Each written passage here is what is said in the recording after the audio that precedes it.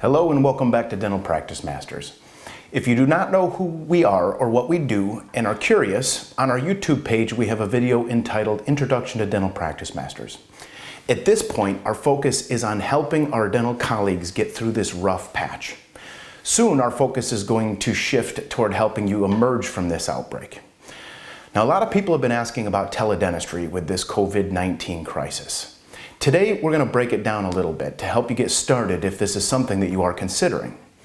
Teledentistry in dentistry will likely have three main time periods: before Corona, during Corona, and the future.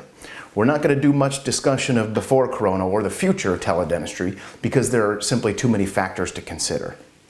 Now, if you've looked into teledentistry, you've likely come upon the American Dental Association's information they've presented. We've all looked into the ADA for guidance on many of the issues at warp speed during this crisis. Their website provides some COVID-19 related guidance on how to bill, why it exists, and best practices. If you'd like the details, simply search ADA Coronavirus Teledentistry and you'll find the ADA's document on COVID-19 coding and billing interim guidance.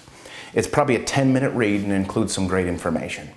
I'll briefly summarize what it says as well as provide some extra information that it does not contain. Now, before we begin, it is very important to note that teledentistry is regulated by state statute and board rule and not associational recommendations.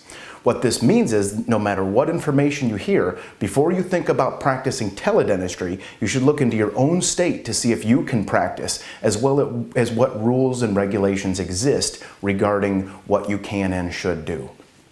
Some states maintain that dentistry should require an actual face-to-face live encounter even during this outbreak, often because they maintain that the exams should include documentation of the findings of tactile and visual examination of soft and hard tissues of the oral cavity.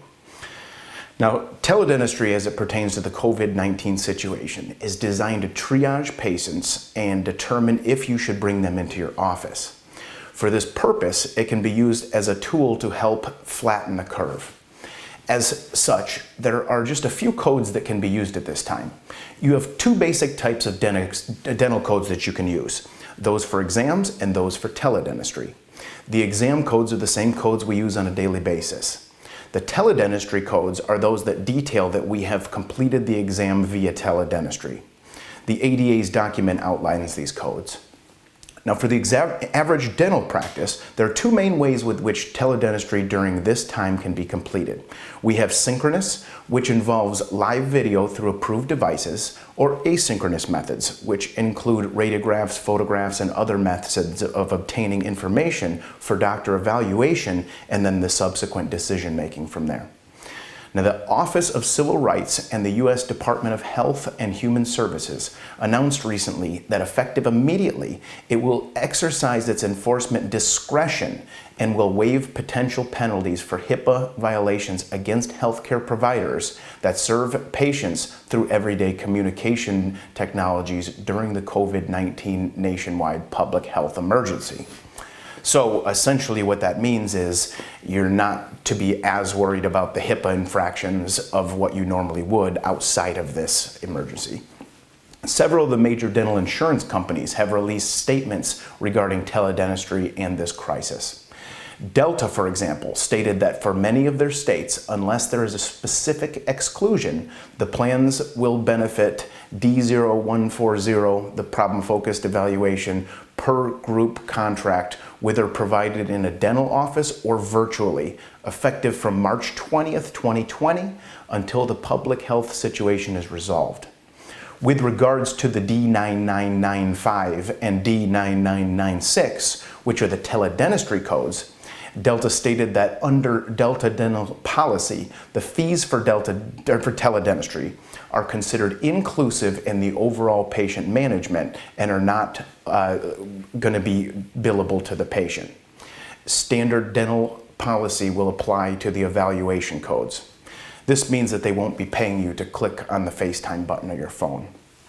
Although the ADA and other sites you will visit that provide guidance for you on this issue will mention this, we should again mention that you absolutely should document.